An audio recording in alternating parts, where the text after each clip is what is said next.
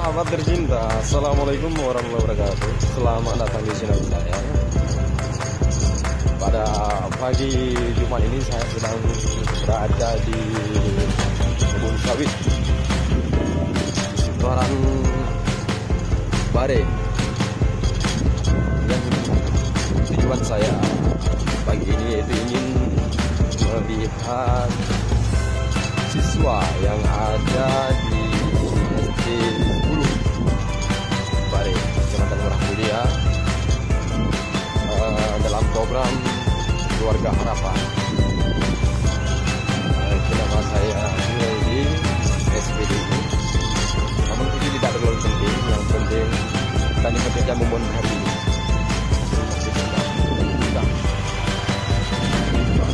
Ada satu rumah yang ada di sekitar sini. Tapi ada banyak bubuk dari kebun. Nampak saya terlalu lelah. Jadi maklum saja karena perjalanannya pun 1 jam dari tempat tinggal ke lokasi kerja. Kita hampir sampai. Langsung kita lihat bagaimana siswa di lokasi. Jangan lupa mana stay on my video.